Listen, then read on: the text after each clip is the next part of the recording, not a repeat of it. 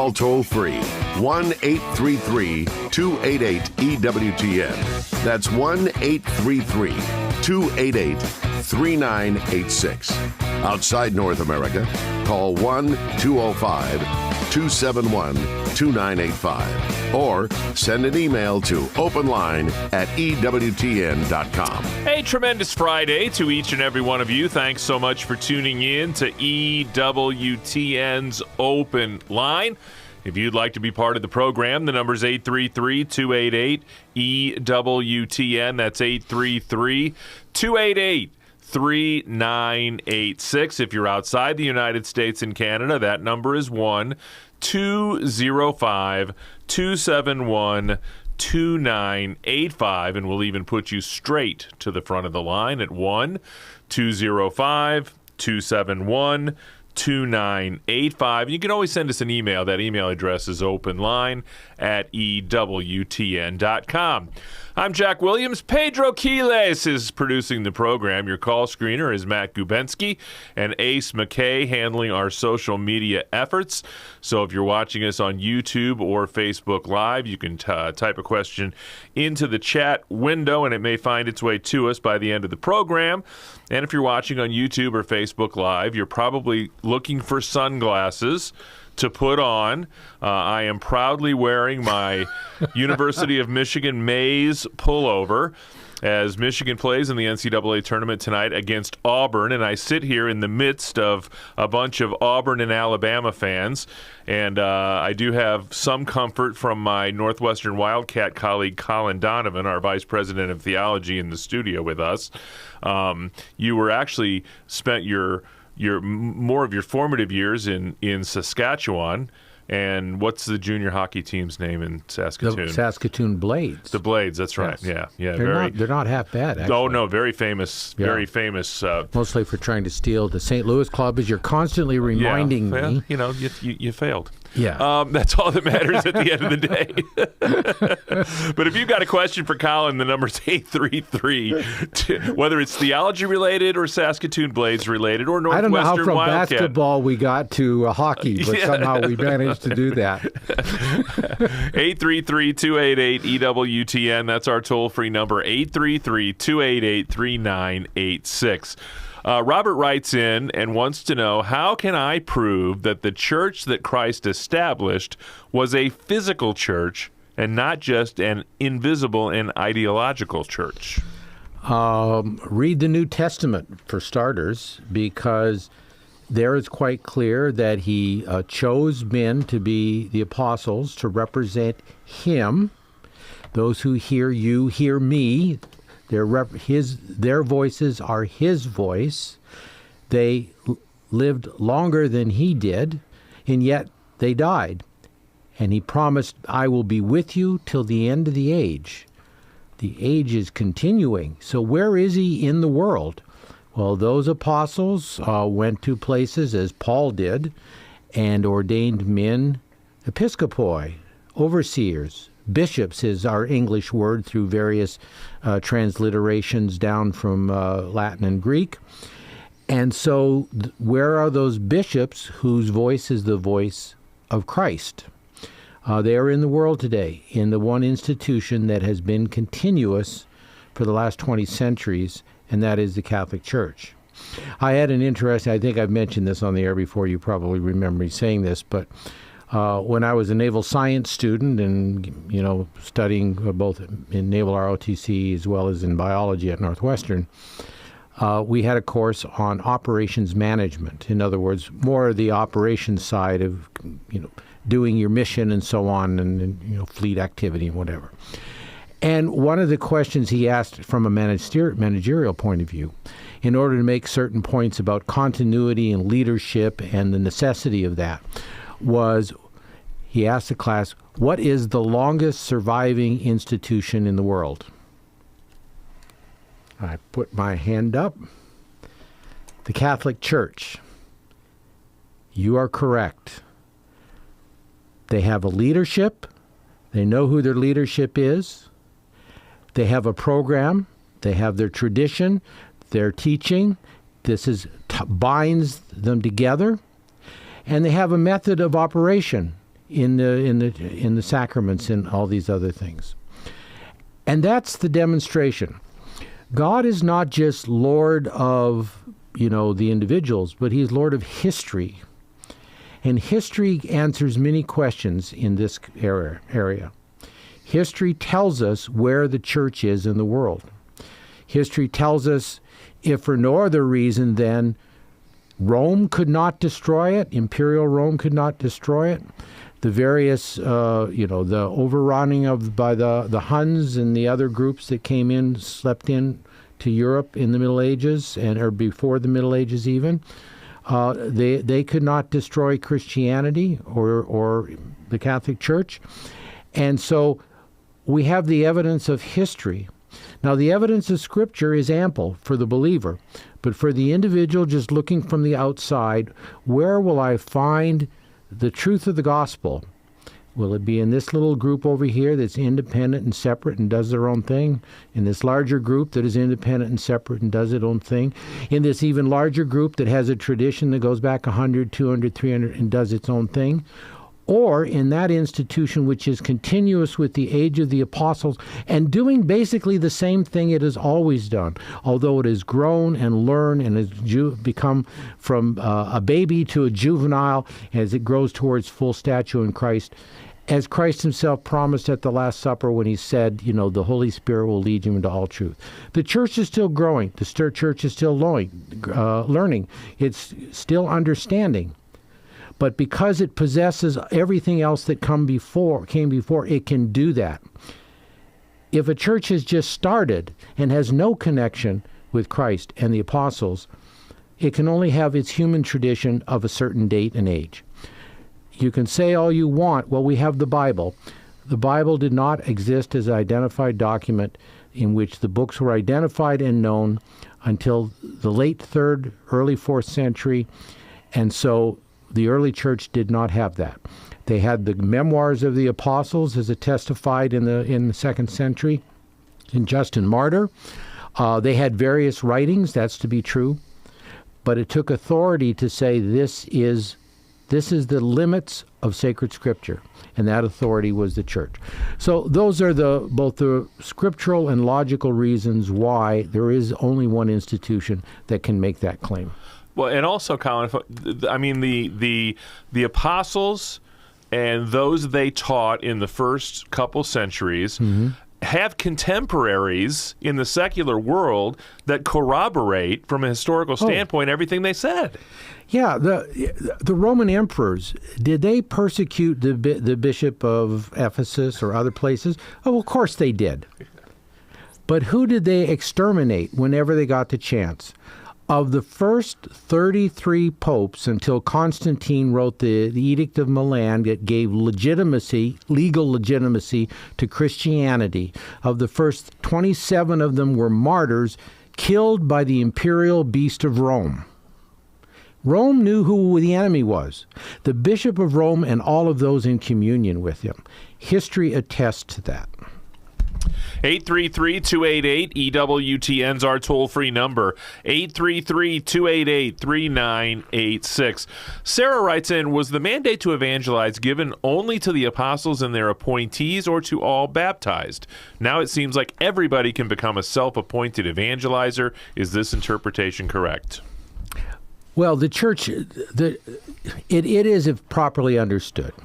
The church has different grades of authority. The bishops, they were appointed as the overseers. The presbyters, which is a continuation really of the Jewish institution of the elders of the synagogue, if you will.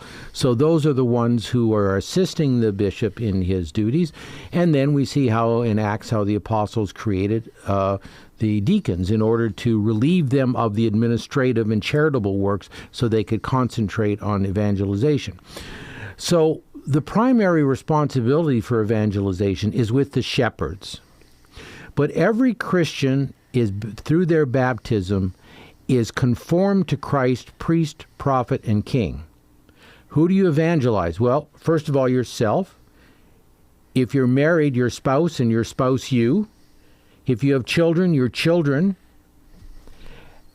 If you have friends, You can spread it among your friends. If you have work colleagues, you can do it. You don't have to do it in an obnoxious way. Just by being a witness of your life can do it. So this role falls to the laity. Now, some get degrees, as I did, as others have done, or get involved in radio ministry, as you did, Jack. These are also ways in which we can assist. But we're only assisting. The principal evangelizers are those in the church with the authority to speak in the name of Christ. So they have that as part of their office. We do it as part of our baptismal office, where we bring influence into the secular world wherever we can. 833-288-EWTN's our toll-free number. It's Open Line Friday with Colin Donavan.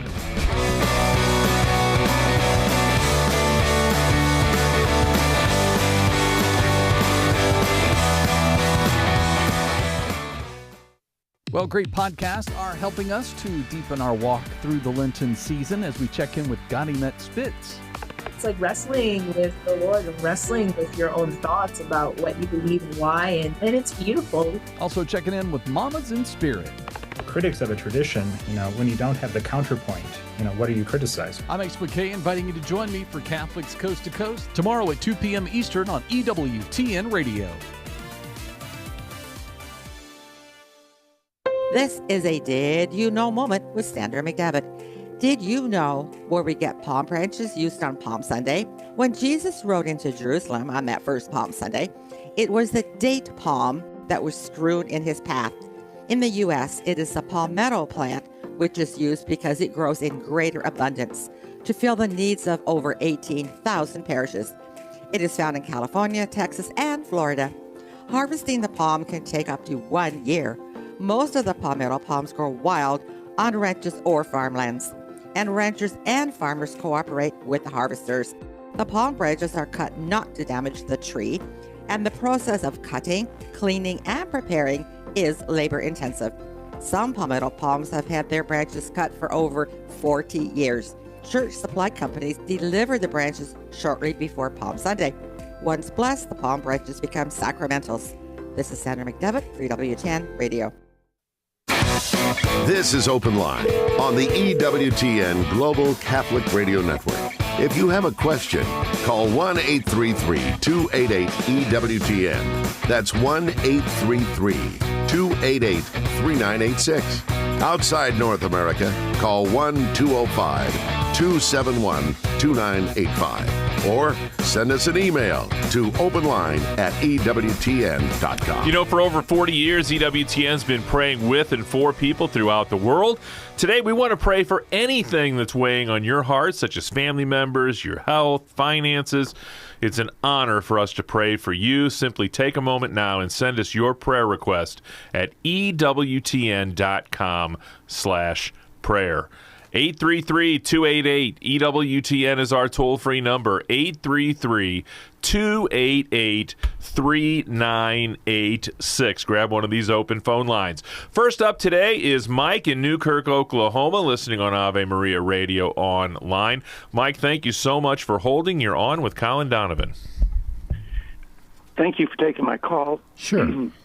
I have a question. Many years ago, I'm going to, this is a guess, 10, 5, I'm not sure. People, when they in our parish and lots of parishes here, when the priest, and we're all saying the Our Father, the priest holds his hands up with these palms up or out. And we were told back then we're supposed to do that also. Well, more and more people are not doing it. And I've been told by several people that we shouldn't do that because that's just reserved for the priest. So, do you know what's right? You shouldn't do that because it's just reserved for the priest. The posture is the posture of intercession. It's known from the catacombs in Rome, and it's also connected even with the intercession for the dead. And it sort of shows how, from very early on, the church prayed for the dead, not all of whom would go directly to heaven. And so the priest, the person praying, holding their hands in that position as the priest does in the Mass whenever he prays on behalf of all of us. So it's the posture of the person who is praying on behalf of the others. It's been adopted, for instance, in the Charismatic Renewal and in different non-Catholic churches as well, as a general prayer posture. And that's fine outside of the Mass. But in the Mass, we're governed by the rubrics, by the norms because the Mass is a system of signs which tell us, give us a certain ideas about the spiritual reality taking place here. So one of those is that the priest acting in persona Christi is acting as Christ in the Mass. So his postures are reserved to him. If there are concelebrants, they will also put their hands out, but they're priests after all. You will notice that the deacon can't do that. Now, there may be some deacons somewhere, but I've actually noticed that you very often have the priest with his hands extended, the lay people with their hands extended, and the deacon obeying the rubrics without his hands extended. That's because he is not the head of this body of praying people. The priest is. So the congregation, now called the dicastery for the discipline of the sacraments, 20 years ago answered this question, and that is, the priest alone should do this. And so that's probably why it seems mostly to have disappeared. Now, people have adopted other postures, such as, holding the hands of their relatives during the Our Father, these kinds of things.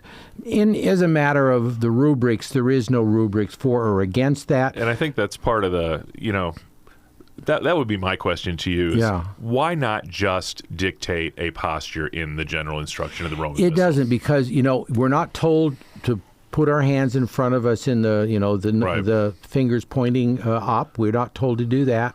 Or on our chest, folded on each other. We're not told to do that. There are in some cultures where just standing very erect with their hands at the side is considered a prayerful posture. So we're not told any of that. So the laity are not as bound by the rubrics as the priest or the deacon does. But the laity can contradict the rubrics, so that the orderly system of signs which points to the priest acting in persona Christi and leading the congregation, the deacon as his assistant, not putting himself forward as in the same role by not extending his hands, and then the people perhaps in a variety of postures, that is consistent with the sacramental sign system. So the church leaves the people free.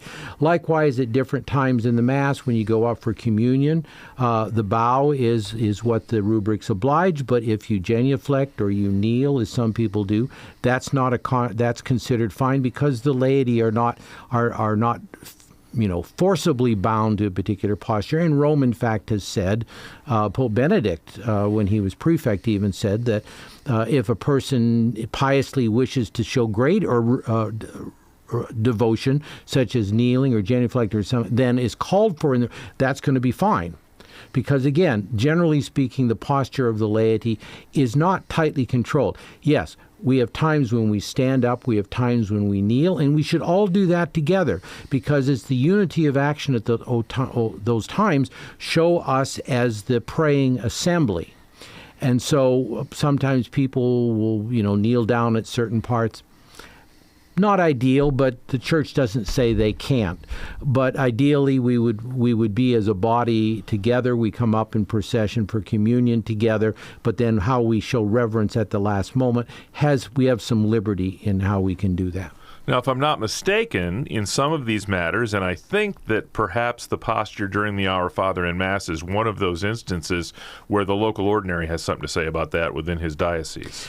That faculty was given to the bishops along the border, especially the southern border, that they could, for example, in the United States, in Italy, people stand throughout the Eucharistic prayer, and in Rome itself.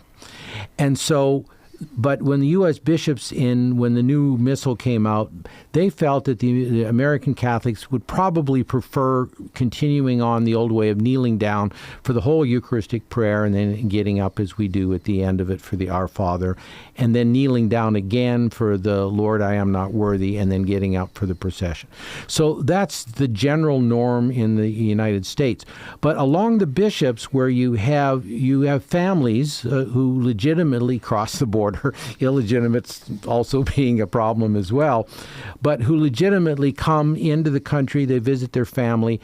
In Mexico, they do like they do in Italy. They stand throughout the Eucharistic prayer. And part of it is a function that the churches don't necessarily have pews. In Rome, it was quite common for churches, everybody just standing. There are no pews. Still. And still is. In St. Peter's, they've started putting out chairs for older people, but I've been to masses where it was basically standing room only from front to back. And so along the border, they've sort of more adopted the Mexican approach in some dioceses, and that is that people who come to the American states there, those dioceses, and are used to standing over there, that they would stand in those dioceses, and that's become the norm. And that's a faculty that was given to when the new general instruction for the United States came out and was reviewed and approved by Rome. That was a permission that could be given to the border states, where that cross-border family life is not an uncommon thing.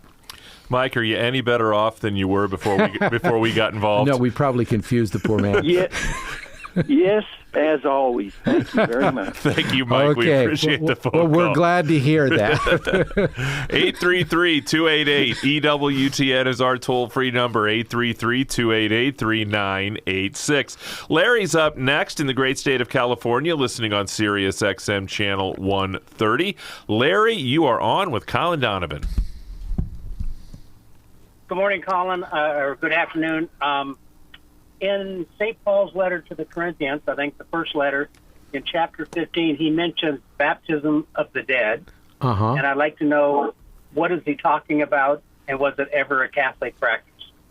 No, it is not a Catholic practice. We also have in different places, for example, there was a continuation of Jewish practices in part of Asia Minor. There was a sort of a fascination with angels and angelology that was not a healthy thing, that is also addressed. So what St. Paul is addressing is a disorder. It's not the faith of the Church. Baptism of the living, yes. The Church does, for example, if their heart has stopped in the operating room and they've been declared dead and the priest arrives, if the body is still warm, the Church says that if it's been stated it's known this person wanted to receive the sacraments, they could receive it, because the Church's biological death is not the end of the question. The person is considered present until the warmth has departed. The logic is that the attachment of the soul to the body is such that that's the definitive sign of metaphysical death when the soul has departed, and there's nothing medicine can do at that point to stuff it back in there. But that is why very often there are remarkable cases of people being resuscitated, children who fall in icy water. I mean, that's a known thing that, if the body temperature is kept low, they can be kept alive, and perhaps whatever repair or surgery, they try to use that cold in order to perpetuate the life for the care of the individual in some cases. This is a case where the soul is still there. The person may have external appearance of being dead, but isn't. What Paul is not talking about, of course, is our modern medical situation, but he's talking about some misguided practice. And that was long forgotten. I don't know of any time up until the 1800s that anyone ever thought that this was a legitimate. I don't think there's any mainline Protestant church or other kind of Protestant church that thinks you can baptize the dead. But Joseph Smith, with his new revelation of the Jesus Christ of the Latter-day Saints, thought that this was something you could do. And I thank them for all the ancestry information that they have managed to acquire over the decades for the sake of trying to baptize all of our ancestors. Doesn't do them any good as far as baptism goes, but it's sure helpful when you want to trace your family line. I appreciate that effort, and I congratulate them for doing it on that basis. God bless you, Larry. We appreciate the phone call today. That frees up a line for you at 833-288-EWTN. That's 833-288-3986. Straight ahead, we're going to talk to Don in New York City, and we've got plenty of time for your calls as well. The number's 833-288-3986. If you're outside the United States and Canada, you can call us at 1-205-271-2985, and we'll even put you straight to the front of the line at 1-205-271-2985. It's EWTN's Open Line Friday with Colin Donavan.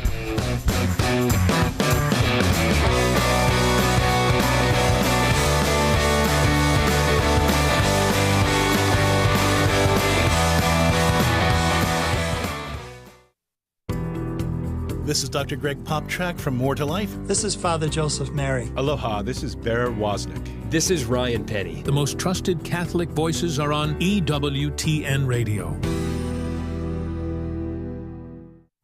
Join Archbishop Jose Gomez in sharing the good news. In the journey of Jesus, the suffering of his cross leads to the joy of his resurrection. And this is also true in the journey of our own lives. We all have difficulties and sufferings that we face in our lives. We see tragedy in different parts of the world.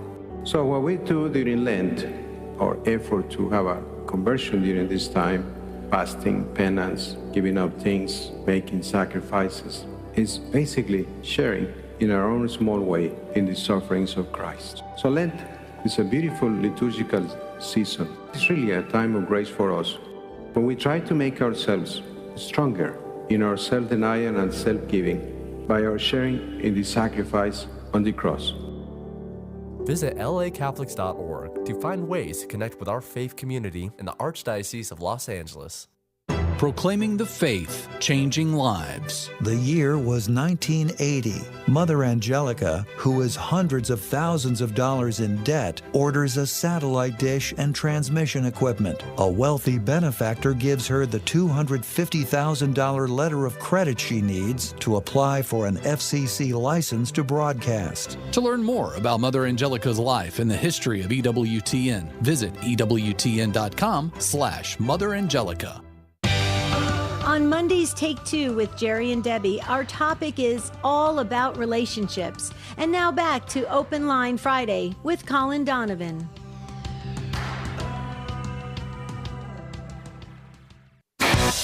This is Open Line on the EWTN Global Catholic Radio Network. If you're listening to us in the great state of North Carolina, your EWTN radio station needs to hear from you next week. Our good friends at Divine Mercy Radio are going to be having their spring pledge drive starting on Tuesday. So if you're listening in Raleigh, Durham, or anywhere, please support your local EWTN Catholic radio station. 833-288-EWTN's our toll-free number. Plenty of open phone lines and still a lot of time for your calls at 833-288-3986. Don is up next. He is in New York City listening on Sirius XM Channel 130. Don, thanks so much for holding. Welcome to the program. Oh, thank you. I'm calling because I recently attended a talk where a priest mentioned in passing reference to a disordered attraction to creatures. So it caught my attention. And then that Sunday while attending Mass, I heard the phrase disordered attraction. It was in the Eucharistic prayer. So I've been trying to find some more information on that. And the Church's teaching on that. So that's the reason for my call. Yeah. Well, I guess we could start with an ordered attraction. When God created everything, he said this is good. An ordered attraction is an attraction to true goods. In other words, things that are good, created by God for a particular purpose. So, I mean, one that most comes to mind is we're given food for our nourishing sustenance. So to be attracted simply to the idea that it's time to eat and I need sustenance, there's not anything wrong with that.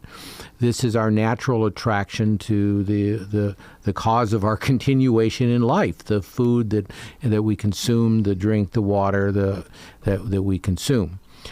So in the area of food, you could very well see that, well, what's a disordered attraction? It would be one that is somehow out of order.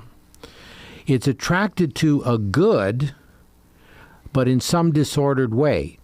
It may be because it's not a good for me. So my neighbor's very cute wife, not a good for me. She's attractive. She's got him, and he's all right. He may be attracted to her, but for me, it's a disordered attraction. You eat enough for food, or you drink enough water, or maybe a little bit of wine or something, to get the evening off pleasantly. But then you go to beyond that properly ordered attraction to a disordered quantity of it. You lose your senses through drunkenness, or you endanger your health through becoming, through acquiring some sickness through having too much weight. This is certainly a common problem around the world and in humanity in general. So God made us to be attracted to the things which would continue our life, that have a legitimate use, whether it's food, drink, sexuality, recreation, pleasures of other kinds. But very often the human weakness, the weakness that good old Adam acquired for all of us, we will be impelled in a disordered direction to do it in too excessive a quantity or in too excessive a length of time being involved in it. I think today we have to ask ourselves regarding the use of our devices. I know I do, because it's easy to be answering your work email and surfing the news and other things. Are we have a disordered attraction to the tickling of our ears in the news and the things we'll see on our devices? Is there any real need that we spend so much time on doing that? Are there not games we could be playing? Hopefully my wife isn't listening, or I'll be playing games all weekend. But, are there not things that we can do in our family that doesn't involve each of us being in our own little world, doing our own little thing and tickling our ears with the news or the gossip of the world or with a particular interest? So even recreation, and many spiritual authors even talk about this, how you can have a disordered interest in recreating. God created us also to do some useful work, and so the time we spend on doing useful work, whether it's the honey-do list at home, or whether it's the working at at our jobs and giving a good an honest day's work for an honest day's pay. All of these things are good uses, but we find so many distractions that very often those attractions become disordered with respect to other things. Great question, Don. Thanks so much for the phone call. 833-288-EWTN's our toll-free number. Wide open phone lines for you at 833-288-3986. Got an email from Theo, Colin, and he says, the Lord's Prayer in the Bible used the term epiousion, describing the bread, which is the only time I think it was used in the New Testament, and of course, there must be a reason for that. How can modern critical Bible science dismiss something that was inspired and sacred for so long? Yeah, I don't know. I suppose it's because it's amenable to a Catholic understanding of the Lord's Prayer. It's one of two interesting turns in the Lord's Prayer that most people don't think about. Give us this day our daily bread. Makes it sound like, well, my wife makes a nice rye bread, or a good, this, that, or the other thing. It's not ordinary. Or just our sustenance in general. Our sustenance in general. But remember, when the Lord multiplied the loaves and fishes, they came after him because they were only looking for that bread. This is the in Latin, this epiousios means above or super essential or substantial. In other words, this is not ordinary, it's something above ordinary substance. And that sounds suspiciously like that Catholic doctrine of transubstantiation that says this is no longer bread, but something else. And so the fathers immediately begin to understand this as speaking primarily of the Holy Eucharist, that we receive a supersubstantial bread. He who said, I am the bread of life. We receive that supersubstantial bread in Holy Communion. Now, it covers a lot of breads. It covers the daily sustenance. It covers sufficient, ability to provide for my family. All of our daily needs are included in that. But its principal meaning and the choice of that word is to point to the bread which is above bread, that is super essential, super substance, and that is the body, blood, soul, and divinity of Christ. The very thing that the Lord himself says, unless you eat my body, maybe he could, it'd be nice if he'd use, unless you eat my supersubstantial bread, then we would have understood it was the Eucharist. But he leaves us to learn from the teaching church, and if we're not prepared to learn from the teaching church, we muddle around with these questions for all of our life, or even for generations, or go back to stupid errors regarding them. This is one case where we know exactly what is meant here. Give us this day our supersubstantial bread, the Holy Eucharist, and the rest we will gain besides. Now, the second thing is in that prayer, Our Father who art in heaven, hallowed be thy name. Thy kingdom come, thy will be done on earth as it is in heaven. Who is in heaven? Only the angels when he said that. God and the angels. These are our leaders in obedience to God because they always do the will of the Father. Now I'm talking about the good ones, of course. The bad ones, they went their own way. The holy angels that said yes to God, they always do the will of the Father, and they do it immediately, with alacrity, with their full power, because an angel doesn't know any other way to do it. We should do the same. And the one human being who modeled that perfectly, the Blessed Virgin Mary. Her example, an immediate fiat, let it be done to me according to your word. No hesitation. This is the way we should be with the Lord's inspirations and his will, as the angels and Our Lady were. Next stop for us is Ballston Lake, New York. Sue is listening on the EWTN app today. Sue, you're on with Colin Donavan. Oh, good afternoon. I've been listening, and I have a need for clarification on the previous question about rebaptizing a deceased person. And it appears to me when I go to Catholic funerals, they drape the casket in white, and the priest rebaptizes the person back to heaven with holy water. Am I confused over?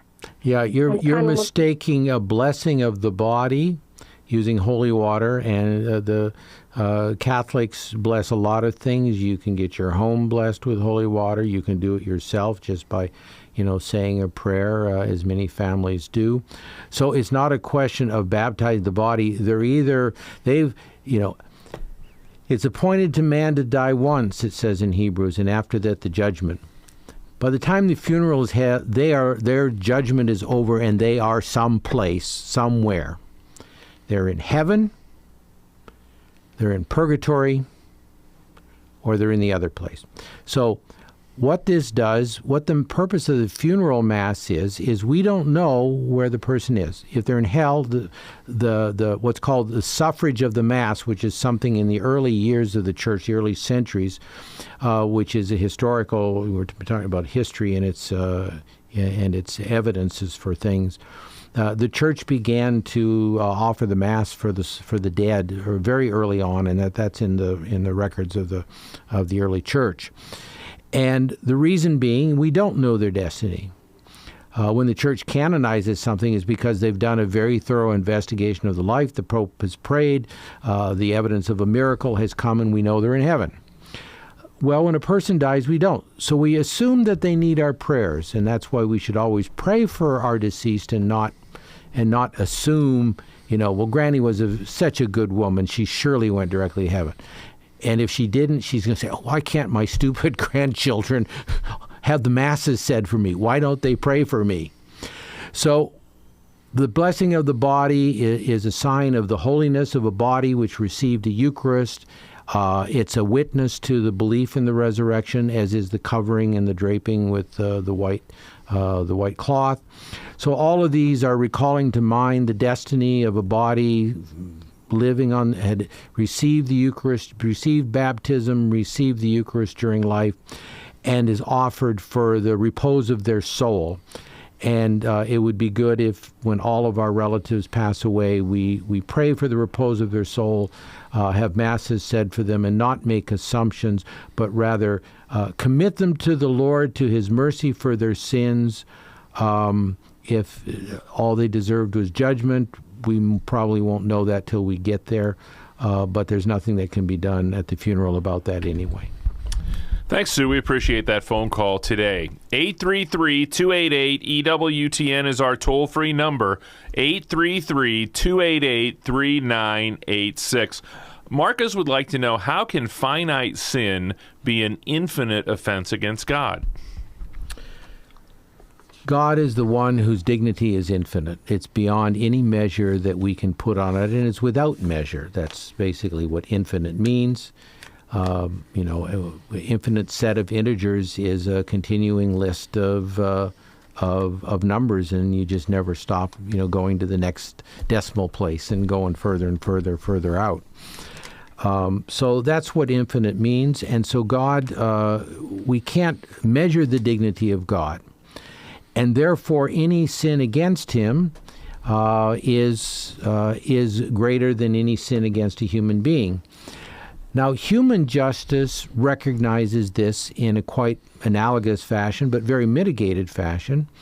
If you assassinate a president, or you attack a president, or something like that, or you attack a pope or a bishop or a priest in the church, this is considered an offense against a person who is set aside for God or set aside for the people in the case of a civil official. We recognize a distinction of dignities among human beings, and therefore the crimes can be rated, if you will, according to that dignity. So that a crime against the president is in some sense a crime against all Americans, because you've now deprived us of our president. We have all the hullabaloo that goes along with having to, get the next one, even though the vice president would ascend to the chair in that circumstances. This is a disruption of a whole nation. So you can see the logic of why attacking a president, or the case of the Pope, who represents Christ. It could be very well be an attack against Christ Himself, and so the sacredness of that office is itself offended by killing Him. Now you go from the finite dignity of any human being in this sense of it to the dignity of God. There is a great difference here.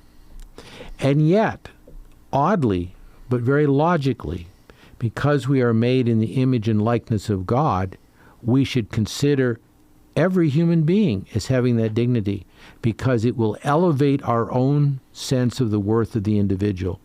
Otherwise, although in cases of crime we can categorize and weigh the weight of the crime, it would be much better if the crime had never been committed, and if we simply considered everybody worth that image and likeness of God that God gave them, because it would restrain us, and it would keep us, and it would motivate us to love.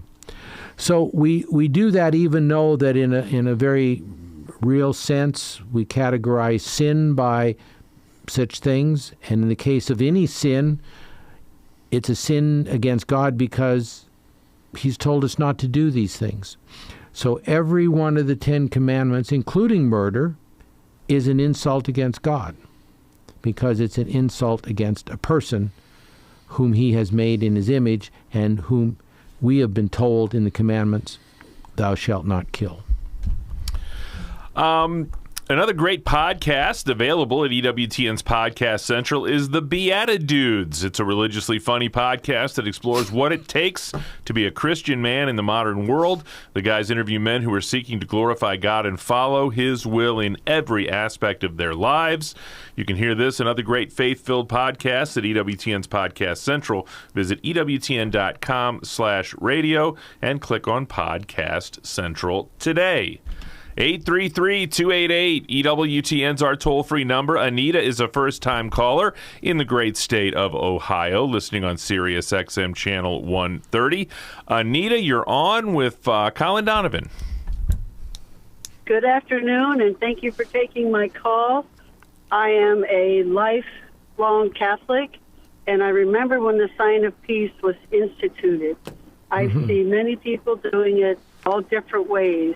So what is the correct behavior and posture during Mass at the sign of peace, please? Well, liturgically, for the priest, it is very often a little bit of a grasp of the other person. You see the popes doing this. The priests, when they have a concelebration, they do a little grasp at the shoulders. So that's sort of particular to in their liturgical situation. The bishops set at the very beginning, back in the 70s, when the new missal came out, they set the handshake as the sign of peace. Now, that makes it the ordinary sign of peace, but anything that is ordinary and commanded by law can, by some kind of impossibility, be done differently. So during COVID, everybody's wearing masks, so to the extent we were able to have a mass. And people were sort of not likely to shake hands with you. And when you have a cold or something, if you have the flu and you go to Mass anyway and you're trying to distance from people, you definitely don't want to be shaking the hands of everybody around you. These are common sense judgments made by every person, and they're free to do that. But normally in the United States, the sign of peace is to turn to your neighbor. I think one of the abuses of this is it becomes, hi, Bob, hello, Betty, across the church. Or the Richard Nixon peace sign. Yeah. The idea is that if somebody's to my right and to my left and maybe in front of me behind, that I extend peace to them. But if it particularizes to only those I love and know, it seems to be a contradiction to the sign of peace. And that's often, I'm afraid, how it works. I'll tell you, in my years of being a single man, more than once I stood there waiting for all the married people around me and, lovers and friends to stop their love fest and never get to me, and often enough never got to wanting to exchange peace with me. I think that is not the intention of the rubric, frankly. It should be to those to your right, your left, your front, and back, as a sacramental sign of a universal extension of peace to one and all. But it sometimes gets reduced to the most common, ordinary, fraternal greeting of those whom I know or those who I'm in relationship with in some fashion. I think the Eastern churches have a more sensible way of doing it, where it's sort of like the candle lighting at the Easter Vigil. It starts at the beginning, the servers bring it out to the people, and it goes from person to person, and there you have it. Yeah. Does that take longer in your experience compared with the Roman Rite way? You know what? Not really, because the servers will go pew by pew. So they very soon get a chain going in each one of the pews. So in each one of the pews, yeah. So the people in the back pew don't have to wait till it's not like the wave. Okay. Now, that would definitely be an abuse. Thanks so much, Anita. That was a great question today. Next up is Veronica in the great state of Washington, listening on Sacred Heart Radio. Veronica, you're on with Colin Donavan. Well, Veronica dropped off for us. Oh, gosh. See, Veronica saw that I put my notes away, so she was getting back at me. John sent us an email, and he wants to know, if Peter was the first bishop of Antioch, why do we believe in papal primacy? 1 Peter 5:13 says, the church that is at Babylon elected together with you. Can you explain? Well, because he ended and died in Rome, and it was at the heart of the empire. Now, let's just sort of, God's wisdom is not our wisdom. But how does this sound as a theory of the divine wisdom? The enemy of God is the Roman system, whose heart is the imperial system and the senatorial system that supports it, and that's in Rome. Conquer that system, and you will conquer the known world. I think that's the divine logic. The apostles started in the Middle East, in the Holy Land, and they moved out. We see this, the journeys eventually. Thomas went places before he ended going to India. Apostles went north, they went northeast, they went west. Paul, of course, we know of his journeys up through Asia Minor and into Europe. To North Africa. Mark, of course, certainly went there probably after his ministry, accompanying Peter in Rome. But the heart of the beast was the Roman beast, was the Roman imperial system. And as I said earlier in the program, the emperors tried for the first 27 popes to get rid of the Bishop of Rome. And they did it under a principle which we know from Scripture because it's mentioned there. Strike the shepherd and the sheep will scatter. They struck the shepherd 27 of 33 times. The sheep did not scatter. And then the sign appeared in the sky to Constantine, which convinced him the truth of Christ. And because of that series of persecutions which the church at Rome outlived, and the presence of it beginning with Peter, then Peter, Clement, Linus, Sistus, Cornelius, and you go down the list of popes enunciated both in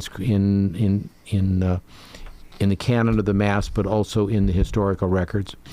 Till you get to the end of the 2nd century when I can't remember his name now. Irenaeus writes his history of heresies, and he's attacking all the different heresies that are about the Mediterranean. He says, well, how do you know what the truth is? He says, you go to the sees, established sees being the seats, the sedes of the dioceses, those are all interchangeable terms, where the apostles went, and you find out what the teaching is there. And principal among these is the apostolic see, Rome. And this is in the 2nd century, well recognized that in Peter is to be found the faith, just as Christ founded in Peter and said he would build the church on this rock. Yes, as the Protestants love to say, on the rock of Peter's faith, not on Peter, but Peter is himself a rock because the book of Revelation tells us that he is one of the cornerstones of the edifice of the church, and that's the rock of Christ and Peter on which the church was built, and in Rome. Keep it right here on many of these EWTN stations. Beacon of Truth with Deacon Harold Burke-Sivers coming up next. Today they talk about Catholics and the Bible and break open Psalm 78 in the Soulful Psalms section. That's Beacon of Truth with Deacon Harold Burke-Sivers coming up on many of these EWTN stations. On behalf of our host Colin Donovan, our producer Pedro Quiles, our call screener Matt Gubensky, and our social media maven Mr. Ace McKay, I'm Jack Williams. Have a tremendous weekend. Back at it Monday. Until then, God bless.